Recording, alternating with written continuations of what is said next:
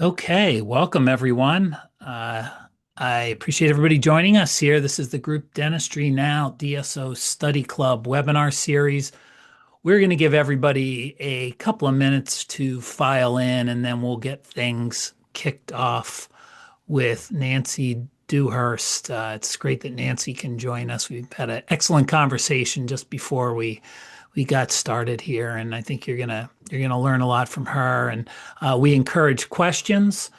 So there's an opportunity to ask questions, and you can either put them in the chat or you can put them in the Q&A area. I'll be monitoring both.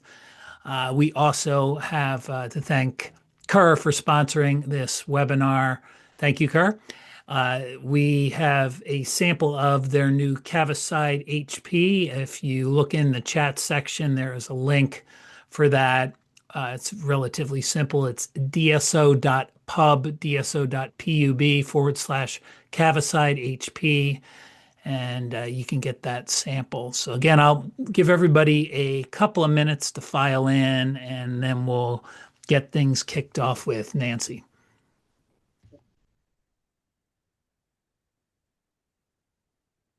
Nancy was just sharing that it's short sleeve weather in Southern California as we freeze here on the East Coast. Wind chill, I think we're at 20, so it's nice and cold here. But it's good to hear somebody has nice weather. That just sounds awful, Bill. Yeah, it's sunny though. We have some sun at least. Well, that's good. That's good. That's good.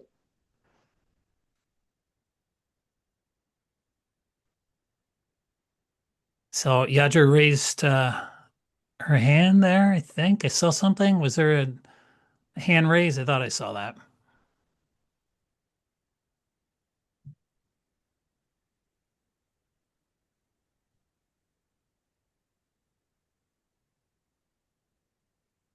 All right, we're going to give everybody just another minute, and then we're going to let Nancy learn a little bit about Nancy's background, and then she's got a nice presentation here. So I'm actually very interested in really hearing this entire thing.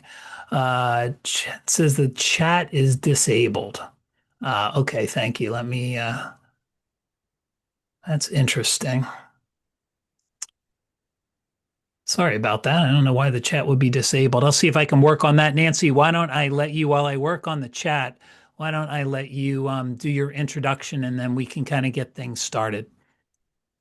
I wasn't prepared with an introduction about myself. Is that what you're asking me to? Yeah, a little bit about your background. I mean, I'd be happy to, kind of read off what I know about you, but I always feel like, our presenters know more about themselves than I do. So, maybe just a little bit about your background. You're an RDH. I don't believe you practice anymore. You're a key opinion leader. You helped start a hygiene school. So maybe a little bit about that. Uh, yeah, I practiced hygiene for about 20 years and developed cumulative trauma disorder in my hand from doing hand hygiene. So then shifted my interest in helping people learn how to use ultrasonic. So that was a whole nother life. And then got involved with infection control, and that just took off. I mentored with Dr. John Molinari, and a lot of you know John or have been to his classes. So that really changed my life. And being part of what was OSAP and is now Association for Dental Safety, ADS, I'm the editor-in-chief of their newsletter now. So I took that over from Dr. Chris Miller. So that's what I stay busy with. And then West Coast University was beginning, and I was one of the first 5 people to help the dean start that program. And that was 16 years ago. And the school's doing great. And I'm so proud of them. And talk about infection control. They have a dedicated class on infection control, and not all university settings have that. So we've worked hard to bring our students along, and hopefully they're out there spreading the information and making the world safer in dentistry. So that's about Well, it. That's great, Nancy. All right. Well, thank you. We're going to let Nancy take it from here, but the focus of this webinar is using infection prevention to promote your dental group. And Nancy's going to kind of jump into that now. Again, they're in the Q&A section, which does look like it's working. Feel free to ask questions as we go along. And we actually have about a dozen questions or so that came in ahead of time from registrants. So thank you all for asking those great questions. We'll see if we happen to have time to get to those. We will make sure that we address those great questions that came in. But I'll let you kick things off, Nancy, and I'll work here on the chat and see if I can get that working. Okay, great. So welcome everybody to a very quick ride through a topic that is kind of ancillary to what's normally talked about with infection control. Usually it's all about the rules and the regulations and strategies to be safer and what problems you encounter. But this is taking it a little differently. I think after we do all that, after we invest in our safety and our patient safety, it's good to leverage it and figure out how to use all that in a meaningful way to promote your practice. So the idea is to recognize the power of all that work that we're doing. And it is a lot of work and it costs money and it has power. So I think the idea is to recognize that we want to build a culture of safety. We don't want to just do the bare minimum. We don't want to do the least we can possibly do to not get arrested. We actually want to keep people safe. We mean well. We're trying to do a good thing. So let's leverage it. And when we do, we can build trust. We can build trust among our dental team. And that seems like it would be obvious, but it isn't always obvious. The whole team needs to appreciate all of the work that's being done, and they need to be brought up to speed. Simply put, we need to calibrate everybody so they understand the safety systems that are in place. They know how to talk about them. They do them because they want to. And then we can take that and share that with the patients, and that just naturally will market the practice. And this isn't just what I think. There's a survey that was done this year of about 1,000 patients, and 98% said cleaning and safety is one of their top priorities in a dental area. They focused on treatment area, instruments, but they're looking at hand hygiene and personal protective equipment and all kinds of things. 76% said they felt comfortable visiting the dentist. So about a quarter of them didn't, and we need to target them. 57% reported concerns about germs in the office. So some of the people that felt comfortable were still concerned about germs in the office. They're looking, they're observing. About a quarter of them reported any discussion at all about this topic at the dental office, meaning nobody talks to them about it. They weren't aware of any message coming their way. And over half of them wished somebody would. So I think we have an audience there. I think our patients are tuned in at various levels. We need to communicate. So what do? Well, we should establish a goal. We should figure out what we want to communicate to our patients, to our colleagues, to the world, to each other. And then we have to figure methods of doing that. There are all kinds of ways to communicate your safety system. We have to think about the other person and how they're going to perceive our message. What are their preconceptions? What are their goals? What do they want out of this? So it's not just us talking at people or sending message out. We actually have to think about who's going to be listening or feeling or sensing or judging the message that we send. And then we have to try to assess whether we were effective or not. So we talk and we listen.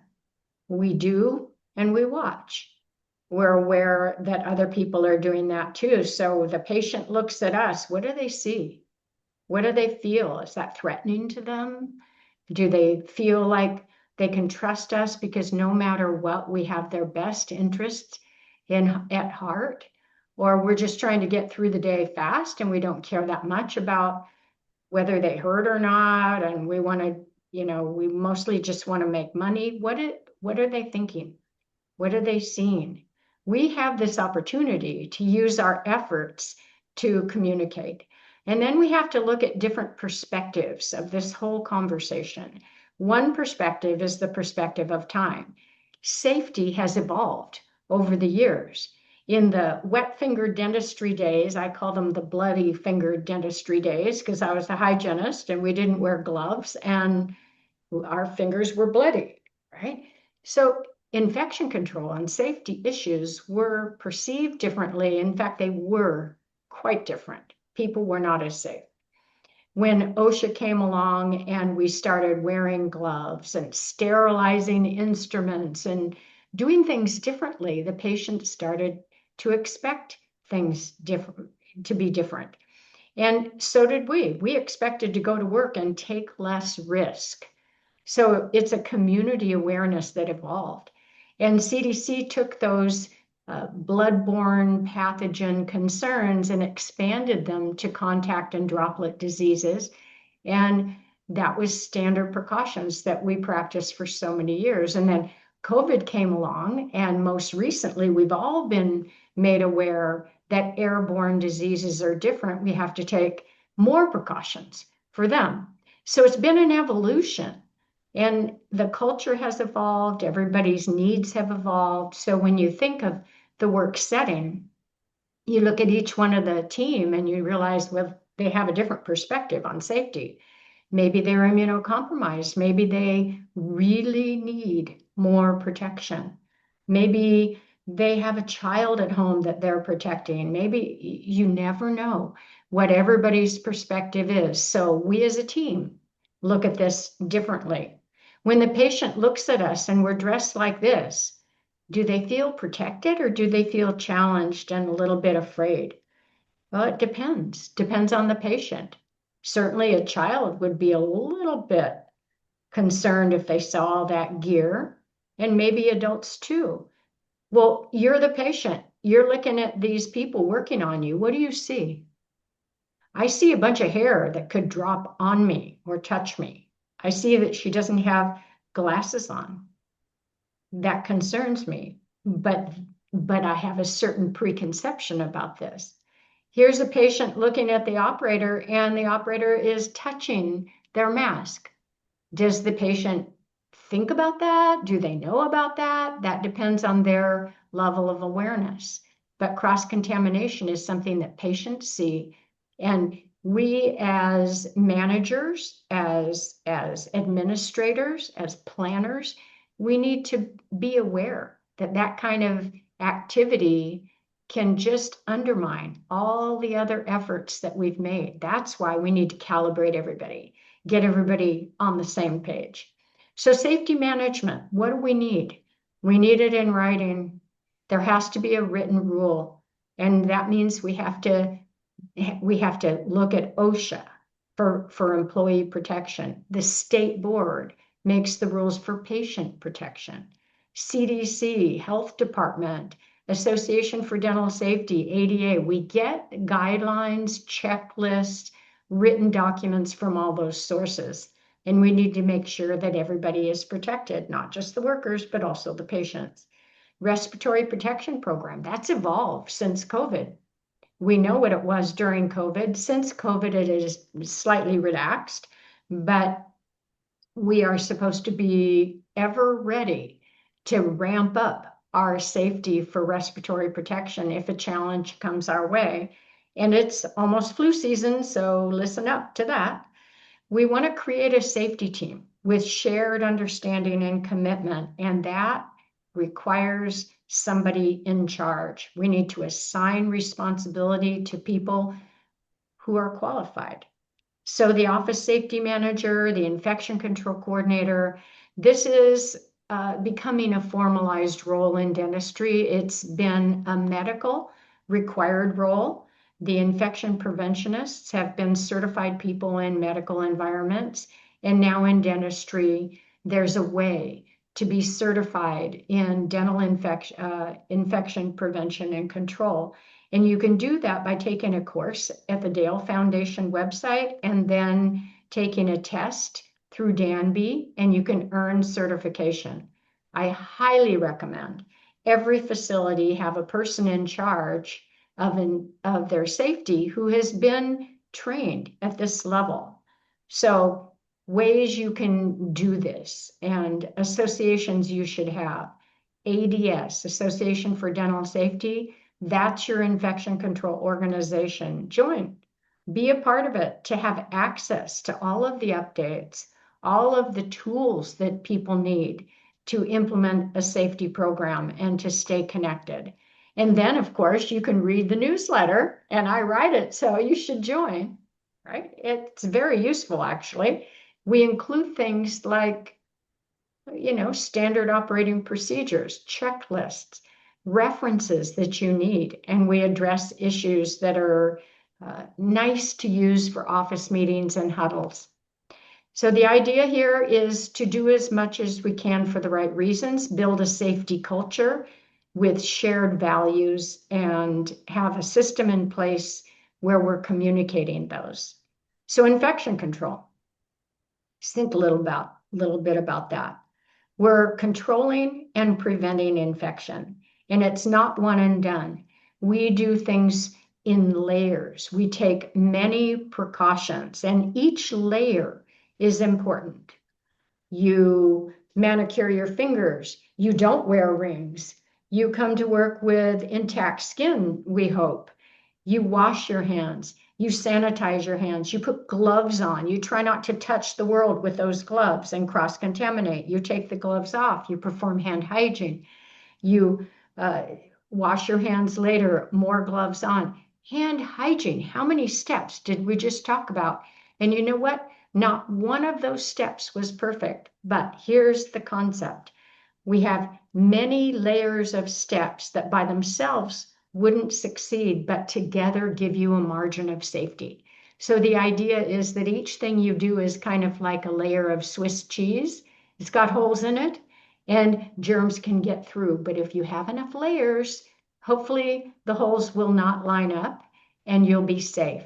So welcome to infection prevention, many layers of imperfection adding up to give you the level of safety you need. If you see it like that, we realize that it's all important. So as an administrator, as a planner, even a marketer, you need to know what to require in each facility. So there have to be general policies. And then you have to have very specific step by step, do this, do this, do this, standard operating procedures. Everybody has to be trained. There should be consensus. People agree on this. And there needs to be a facility that supports this safety and supplies to do everything. Then people have to do the things. So those would be safe practices, even when no one's looking. And then we need to take all that and communicate it to the patients. So standard precautions, and you can see the list here. These are the areas of infection control that there might be a chapter in your written program on, and you need to have specific training and specific policy in each one of these things. Hand hygiene, personal protective equipment, sharp safety, instrument and device sterilization, environmental asepsis, including water lines. So it's a comprehensive program, and we know that these standard precautions work very well to protect us from bloodborne diseases, pretty well for contact and droplet diseases, and as we learned during COVID, they fail to protect us from airborne diseases. So where are we? Well, right now we are supposed to follow recommendations for healthcare, not the public, for healthcare, and we are supposed to judge when we need to increase our level of safety and decrease it. Nobody's telling us you have to wear an N95 all day long every day, and you must isolate and separate the patients like we did with COVID. We're supposed to figure out when we're supposed to do that and stay connected to the health department in your local area and adjust the level of our precautions. Be in tune with what we need to do, because you may not see it, and we certainly hope our patients don't see it, but this is where we work. This is what we're dealing with. So we learned that airborne diseases in buildings can travel. They're small, they go further than 6 feet, and they can coalesce in the corner of the room way after the person that was sick has left the room. You can transmit airborne diseases inside buildings. So a concern, and something that's worth communicating to patients to comfort them and inform them, is that you've dealt with this. Your facility has dealt with this. You've maximized air ventilation and movement. You're filtering the air. You've got an HVAC system. Maybe you put special HEPA filter units there. Some places even use UV to add in to cleaning the air. You isolate and separate people in separate rooms, maybe. And if you don't, you put barriers up between people that are in a shared base space. So these kinds of mitigation strategies, if you've already invested in them, point them out, feature them so people can appreciate. And stepping back, if you're planning a space, if you're going to build a new space, if you're going to remodel, or you can even have the opportunity to rearrange, look at how the whole facility is designed and look at it in terms of infection control zones, so that you have a clinical zone with shared needs in the same level of personal protective equipment requirements or air ventilation requirements. You have an employee zone, you have a public zone, you've got zones together that share the same sort of level of protection that's necessary. Just designing the office that way, that's really important. And think about it, you're sitting there as a patient in an office and somebody comes waltzing through with something that's contaminated in your space because they have to go across your room to get there. That's not good, right? You don't want to look into a room where they're doing instruments and see that they're sharing the space with the lunchroom and they're eating their lunch in there. It's just not really a comforting thing to see. You want to know as a patient that safety is number one. So first impressions. How do the patients learn about us? These are all options for us to communicate. The website, phone calls, emails. So imagine if you're the patient, do you have preconceptions? Do you have distrust? You know you're going to lose control and it might hurt and it's going to cost money. So those things do cross your mind. So you think about how you can communicate to people that may have those preconceptions in writing on your website. And they may have heard about you by a reference from other people.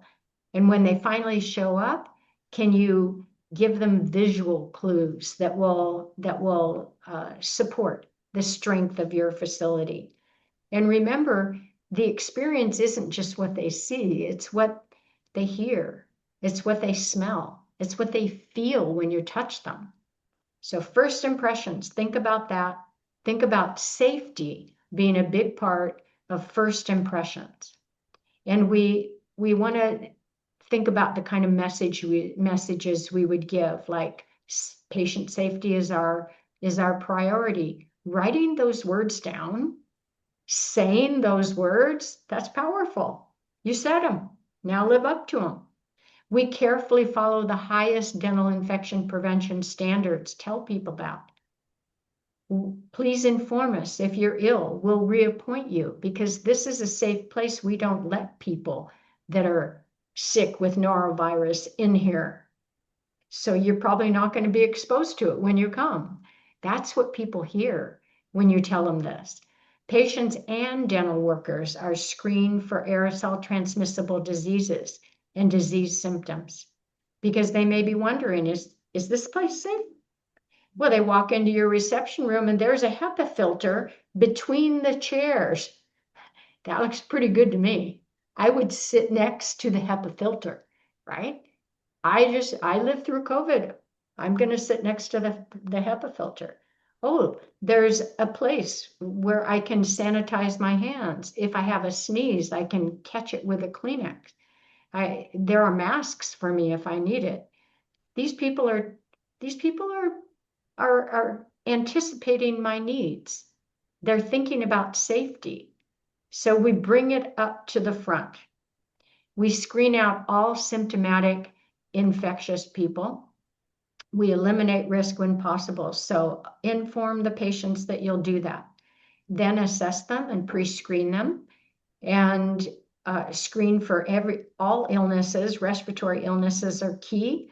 And then if somebody is ill, we have to isolate them and discharge them and refer them for care if they need it. We have to take action on that. And it goes for us too. So any facility should have a policy that everybody knows ahead of time. If they have a fever and respiratory symptoms, they don't come to work. And there's a cutoff line. It has to be a knowable number. 100 degrees. If you're over 100 degrees Fahrenheit, home you go. Okay? And we screen for these conditions, and lucky for us, many of them present with a fever. So fever and respiratory symptoms is something that we should be screening for. We don't have to diagnose what they've got. We just have to know when to send them home.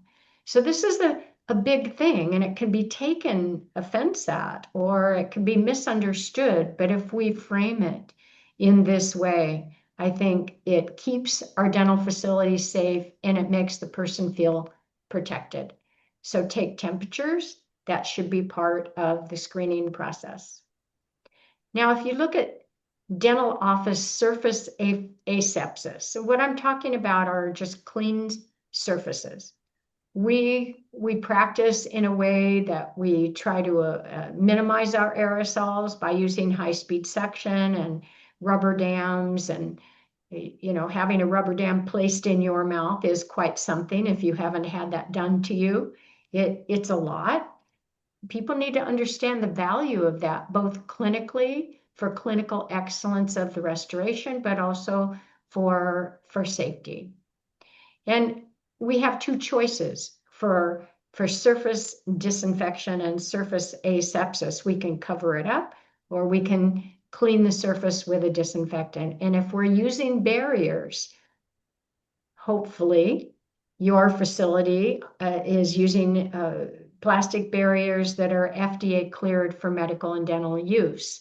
That means they work better. They've been tested for viral and bacterial penetration. They work way better than a food storage bag or food storage wrap, or a dry cleaner bag or something.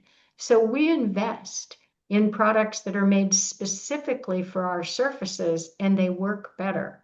So this is something very visual that patients see, and we can talk about it. Yeah, these work better than your normal baggie.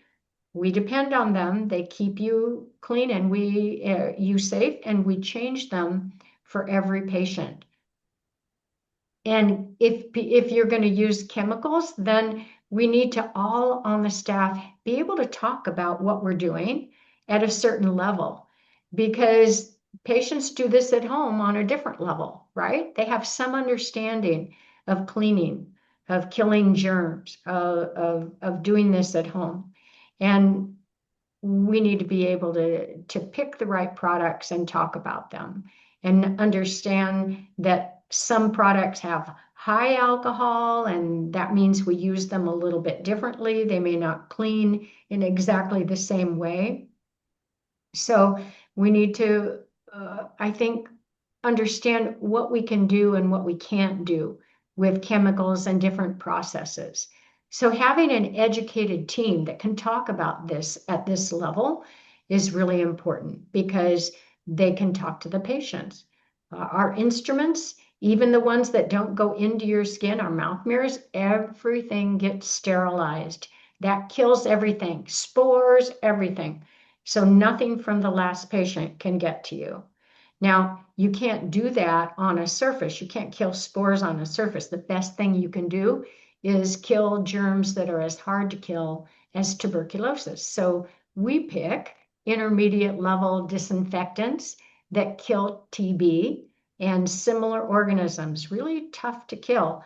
And they kill all of those plus the easier to kill organisms. Now, what if we didn't do that? What if we bought low-level hospital disinfectants? They kill everything in blue on this slide, and they don't kill the things in red and the things in black. But they still do a lot, just maybe not enough for an operatory. So for us to be able to discuss with patients, so we wipe these surfaces with an intermediate level disinfectant. It kills the hardest to kill organisms, even some of the resistant organisms. So thinking about choosing a surface disinfectant, you want something that's easy, broad spectrum, fast. We want the safest one that's not toxic if possible, and we want it cost effective and environmentally sustainable. Well, that's a lot to ask, and most of the products won't check all of those boxes. So our sponsor, Kerr, makes a product that is worth mentioning here because it does all those things. It's one step, it's broad spectrum for over 60 pathogens, including multi-drug resistant pathogens. It's 1 minute universal contact time for the listed pathogens. You don't have to mix it. And here's the deal with this hydrogen peroxide product that's different. It's low toxicity and gloves are not required for touching your skin. That's something new, okay? Now, all of the surface disinfectants that we typically use say single-step cleaner disinfectant. And I want to remind everybody just to get specific about clinical stuff right now is what that means is that on a pre-clean surface or a pretty clean surface that you only need one step. But if there's a pool of blood, it's not just one step. You have to clean all that off. And then you come back with the disinfectant and you do the disinfecting step on a clean surface. That's how the chemicals work. They work on a clean surface. And they always have to be left for the stated time. So some of the older different products have a longer TB kill time. That means it has to be wet for that whole TB kill time. So now what we're talking about here is picking products that are easy to use and effective, using them correctly and being able to understand what it takes to make them work and not to skip over those steps because it can totally undermine the effectiveness. So you're walking in an office and you look at this. What do you see? I see pretty colors. I see clean surfaces. You may see somebody cleaning and disinfecting. Well, what if you see that? That's a way to communicate immediately to patients that there's a lot of stuff on the counter and it might not get cleaned up between patients. So we don't want a bunch of clutter around. So that's another way to communicate. Simplify your surfaces. It's a cardinal rule. And if you've set up, you've put things out, you have instruments. Do you want a bunch of papers next to them? Maybe not, depends on what that is. So look with new eyes, walk around, look at the operatories and make sure they communicate safety. Now we've got a danger sign up because we're using a laser. Is that unsafe? Absolutely not.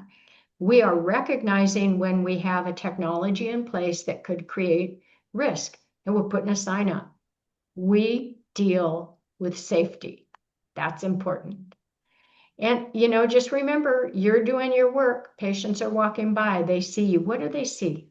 They see you working in there. Does it look clean? Does it look scary? Does it make them trust you? Okay, so now I've been talking nonstop for about a half an hour. Everybody just take a breath, sit up straight, and do what we should do periodically through our workday anyway, do a little stretch. So bring your head all the way down, stretch the back of your neck,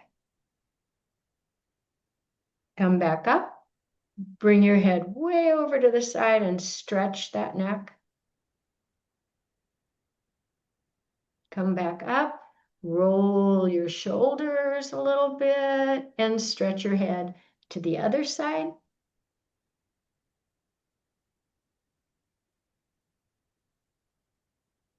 Big breath. Okay, here we go. Dental water safety.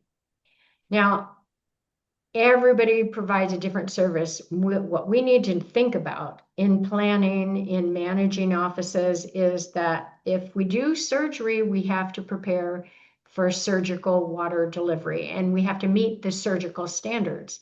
So that's sterile water delivered through a sterile device, bypassing the dental unit. That means water has to be delivered as an irrigant, bypassing the dental unit water lines. For the rest of our work that isn't surgery, then we have to meet the potable standard. Now, why am I getting down into this detail right here? Does the patient know about it? Well, the answer is maybe, because there have been cases in the news. Patients have varying amounts of knowledge, and we need to be able to talk about this. We need to talk about biofilms. We know all about dental biofilms that cause plaque and calculus. We know about the link between oral disease and systemic disease. It's what we do. But we also need to be able to talk about water lines because it's in the news and we have to be knowledgeable. So there's a list of duties that we should be performing. And it's good to be able to tell patients that we do these things and why. And then we really need to do them, right? So for potable water, not creating surgical water, but for water that's going to go through the dental unit, we need access to the dental water lines to put in chemicals that treat biofilm. We need to be able to shock the system with strong chemicals that remove attached biofilm that may be there even when you buy the dental unit and will grow periodically. We need to add high quality water to start with. You don't want to start with contaminated water, high quality water. And then we need to keep the water moving. We flush it in the morning, we flush it between patients, but that flushing doesn't remove attached biofilm. It just moves the water through. So it's important to do it, but we need to know what that does and what that doesn't do. And then we need to add our safe antimicrobial product that's present in the water all the time. And I say it's safe because the patient can drink it and we can smell it and inhale it, and it's everywhere for years. So it's safe enough that it'll probably let bacteria slowly grow back at some time. And if there's any biofilm there, the germs love to attach right back onto that and grow, just like in the mouth. So we need testing to tell whether the water line is safe or not. And for this, if I were managing a practice, I would make sure that I assigned a trained person to take charge of this and that they have a system. Typical is when you start off, you test every month. If you fail a test, you shock it and you test again and you test a week later and you get a system of passing. And once you're passing every month, you can move it out a little and go every 2 months, and never go more than 3 months without testing your water lines, because things can go haywire fast and it can be out of control. And these things cause problems, as we all know, having read the news about the Mycobacterium abscessus incidences following pulpotomies. Instrument cleaning and sterilization. Well, the area that is designed to do this, this is where you focus first. You look at the equipment, you look at the area, and you see if there's a traffic flow and there's room to perform all of the duties. You look and see if people are scrubbing instruments, and that's something that OSHA discourages because people poke themselves a lot with that. There are quicker, there are easier things to do. Number one, you can pre-clean the instruments before they go into anything, the ultrasonic, the washers, everything, with an enzyme. And that starts the process of instrument cleaning, so the instruments get cleaner, faster, easier. You can do it with a spray. The Kerr product is Empower. There are other products on the market too. If the next step is an ultrasonic, then we need to deal with some of the issues of ultrasonics. Number one, they make aerosols. So good ventilation in the instrument processing area is important, and keep the lid on, also important. The nicest way of handling instrument preparation for sterilization is with another machine. We have a machine to sterilize, and if we have a machine like a washer to prepare the instruments, that's the most effective. So I encourage everybody to consider these things, because that frees up people to do dentistry rather than messing around with a bunch of instruments. Sterilizer monitoring very quickly. Something that we can do beyond the expected. The accepted is to monitor the sterilizers with spore tests once a week. But type 5 indicators are inexpensive, easy ways to get an early read, early warning if something's wrong with a sterilizer cycle. This avoids, hopefully avoids failing a spore test.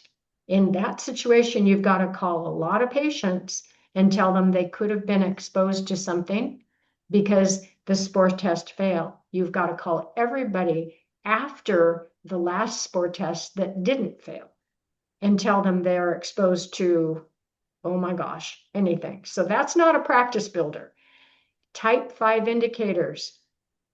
We use them as a load release. We don't release that load unless these little indicators tell you that time, temperature, and pressure parameters met all the thresholds to indicate a passing sterilization cycle. So if you look at the little strip on the left, the top one is a pass. The ink moves across the channel and goes across the goalposts and scores, and it passes.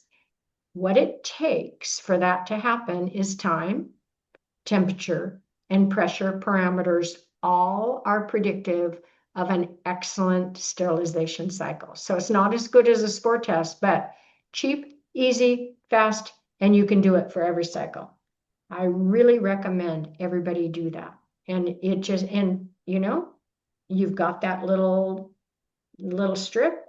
It's in the package. You show it to the patient, you talk about it, everybody should know that that's the level of safety that is being performed. And package everything. We don't put things in the sterilizer without packaging them unless we're going to use them immediately. What's wrong here? It wasn't a package. It did get heated up, but it's open. And so it's not going to keep its sterilization after the process is over. So it's possible to cross-contaminate with that. As managers, we look for things like this that tell us somebody doesn't fully understand what they're doing. They would not do that. And if you walk into a room and everything's set out, it's not the same as if they open the package for you. So a little theater is exactly what we should be doing. Demonstrate to the patient, this is new for you. We are opening the package for you. There it is. okay? So personal protective equipment, we want to start with the patient, put glasses on them. I'm telling you, when you wear glasses and they color the way that you see the world, you remember your experience. You remember they covered your eyes. They're protecting your eyes while they're working on you. Very important. Make sure all of this is happening. And wherever you are, you need to know whether your state requires X-ray shields, because the ADA came out with recommendations saying that we don't need to put those shields on our patients. You may choose to because the patients expect it. It still provides a level of safety. There are some states that still require it. California, where I live, is one of them. What about hair bonnets? They're not required, but think about it. I mean, our hair is porous, it can hang down, little hairs can drop out right onto the patient bib. I've seen it. Why not wear hair coverings? It looks much cleaner. So think about personal protective equipment. Think about full coverage of our faces, of our masks, of our eyes, and never ever allow reuse of surgical masks. They're one and done. Now, a surgical mask is one and done. You put it on, you use it, you don't hang it up and come back and get it and put it back on later. Patients are going to see that mask sitting there. Patients are going to see when your lab coats are hanging there and when a used mask is sitting on the counter. And here's another thing.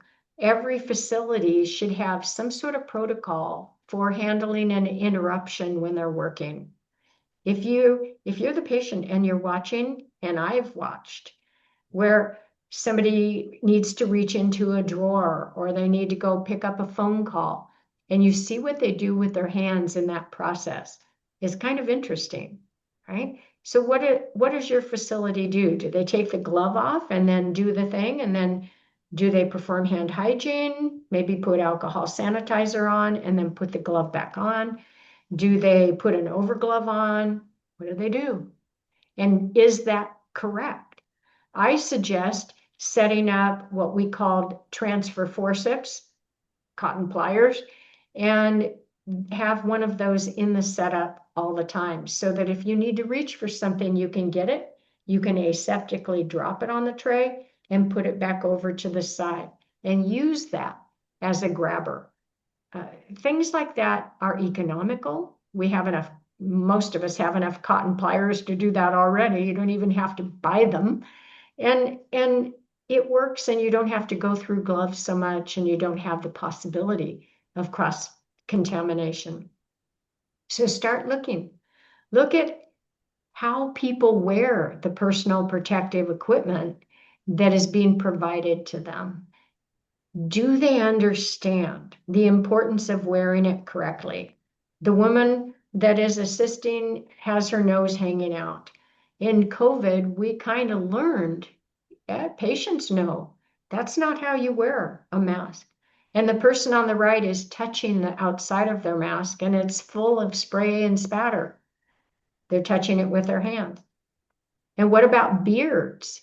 Well, for a surgical mask, beards aren't as much of a problem because the surgical mask doesn't have to fit as tightly as an N95, but it needs to be addressed. And if you take off a mask and stick it in a pocket, what does that look like? It looks like the mask is getting contaminated, right? So we want to make sure that everybody that is using this equipment understands how it looks and how it functions. And so patients won't get the wrong idea, right? We don't want the patients to look at us and see us doing something and have them wonder if they're at risk. And we also don't want to actually take risks and do things that patients could see or other colleagues could see where they would kind of wonder what we were doing. So surgical masks are important. We're using them now. but we need to recognize the limitations of a surgical mask compared to a respirator. A surgical mask is a physical barrier, and we love them for that. But they mostly keep germs in. They have kind of limited protection for the user, but there's some protection, and they are absolutely single use. But visualize this with surgical masks. And if something like the flu comes around again, this is not helping you enough. You do need respirators. We need to know the limits of a surgical mask. Number one, buy level 3 because that gives you the most fluid protection and the most bacterial filtration. And then understand that surgical masks degrade when you wear them, mostly from moisture and particulates that fill the little pores in the mask. So these masks would last for about 20 minutes to an hour, maybe. There's no hard and fast rule, but that's a general range. So there should be policy where people know, hey, I wear a surgical mask. It's got a limitation. I only wear it so long. It only does so much. If I want more, then I go to respirators. And again, the facial fit for surgical masks, not quite as big of a deal as it is for respirators. For respirators, you cannot have a beard at the edge of the mask. The edge of the mask has to touch skin so that it seals. So only respirators are going to protect people from chemicals and fumes and vapors and infections. Now, as a manager for a facility or one making the decisions about products, I would still be aware that there may be counterfeit products out there. So you're still going to look at the label on the outside of that mask and make sure everybody has training and understands that if they are expecting respiratory protection, they do a seal check every single time they put their mask on. They fit it to their face, they fit it all in, and then they blow out and they breathe in and see if air comes in or out the edges. And then you do that in different facial positions. You go upside down, you go left, you go right, and see that the mask stays in place and continues to protect you. So here we're talking about taking our safety levels and applying them to times and situations differently, because it's up to us now. We have to use our judgment and know, when should we wear a respirator? How do we wear that respirator? What are the requirements for a surgical mask? And that's just the mask part of personal protective equipment, an example of the level of analysis that we all need to be able to make. The idea is to avoid things that honestly reduce our protection, may put other people at risk, and look really bad. Okay? And laser respiratory protection, if any of our facilities are using lasers, we need to fully understand that. There needs to be a laser officer. And OSHA doesn't even make a laser standard. They rely on the NIOSH standard. So we need to know about lasers that the plume is created that extends far beyond the normal working area. And if people are using lasers, they should wear an N95 or an N100 mask to protect themselves, and use high volume suction and use eye protection as well, obviously. Hand hygiene. This is something that the public knows about, they practice, so they're going to have some expectations about what they see from us. And we need to be able to do it correctly. We need to want to do it correctly and hit all of the areas, all of the real estate of the hands. So when somebody washes their hands, we want them to do a good job. Interlace those fingers. Get the back of their hands. Both hands. And the fingers and the cuticles. Do a good job. Hit all of these spots. And the thumbs. Both thumbs. and the tips of the fingers. That doesn't work very well. Fingernails are too long, and the wrists. So you get the point. We do this, and every time you put an alcohol sanitizer on, you do the same thing, right? So hand hygiene. If we just did 6 seconds with soap, we'd be like the hands on the left. This is glow germs that they put on the hand, and the bottom row is how much of the glow germ you have rinsed off of your skin in 6 seconds or in 15 seconds or 30 seconds. Now look at the 30-second one. We were just talking about washing our hands for 20 seconds of lather. And if you look at the 30-second one on the lower right, it didn't get everything off. So remember when I said infection control is many layers of imperfection? Hand hygiene fits in there as well. It's not perfect. Your gloves aren't perfect. Nothing is actually perfect except maybe the sterilizer, right? So we have to do all of these things and we have to add them up. The most recommended protocol is using plain, gentle lotion soap so it doesn't damage your skin when you wash your hands, and alternating that with an alcohol sanitizer. And buying products that are made for medical and dental, that are FDA cleared to put on our skin and use on our hands is really important. A gentle soap, and maybe you need an antimicrobial soap intermittently, or you use the alcohol sanitizer.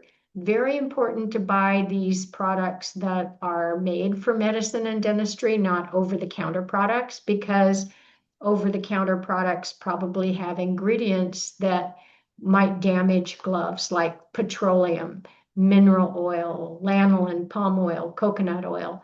Those kinds of products are found, or components are found in over-the-counter products, but not in medical grade products. So if they're FDA cleared for healthcare use, they should be compatible with gloves. That's really key. So we want to use an alcohol sanitizer that has ethanol, not isopropanol, because it works better against viruses and it's kinder to your skin. So the type of product that you use is really important. And I don't know if you remember this, but when you put an alcohol sanitizer on your skin, it should be wet for at least 15 seconds. So if you put it on and it dries up faster than that, put more on. All right, and one other thing about hand hygiene, if you walk into an operatory and the sink and all of the supplies are back behind the patient, how do they know you even did it? So think about that. Think about talking to them while you're doing it, rubbing your hands with the alcohol sanitizer in front of them so they smell it and they see what you're doing. We want to make sure that all of the efforts that we're going to are actually being leveraged to market the practice. So we've pretty much been at it for an hour, so I will stop sharing and maybe we can answer questions or see. Yeah, thank you, Nancy. Hey, would you mind shouting out your email address? You took that down pretty Oh, quickly, so I sorry. want to make sure that people know how to get in touch with you if they would like. And again, thank you to Kerr for sponsoring this webinar, and make sure you receive your free Cavicide HP sample. The link is in the chat, which is now working. Thank you, Yajor, for letting us know it wasn't working. We've got that going now. Okay, wait a second. I am just gonna Yep. Thank you, know Nancy. that was, I see Zoom. there we go. There we go. There we go. Yep. Do you see it? Yeah. Nancy Dewhirst. It's ND at nancydewhirst.com. That's great. Thank you, Nancy. Yeah, we've got about a minute left, so I think There was there's a lot of questions here, but maybe one that'll capture, and we may stick around for like an extra minute or two, answer a lot of questions here. I had latest updates or new updates. So again, anything, and I don't know from when, but maybe just some newer protocols or things that you've seen or things like that, Nancy. Anything like that would be relevant. Well, I think most people are kind of wondering where they are since COVID because that was the biggest change. Wait a second, somebody wants this. I'm going to share this again. And I'll put it in the chat too. Okay, I'm sharing it and I'll keep talking. Can you see it? Yes. Okay, good. All right. So I think the changes since COVID I touched on. I think we had strict limitations in terms of indoor air quality, managing bioaerosolization, managing our personal protective equipment. And now we've been sort of set free from that.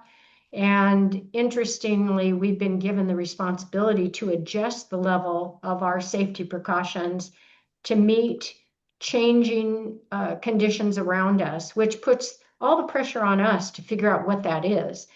Health department guidelines can help in local areas. You can find links to your local health department. They can tell you if, for example, it's a hotbed for flu this month.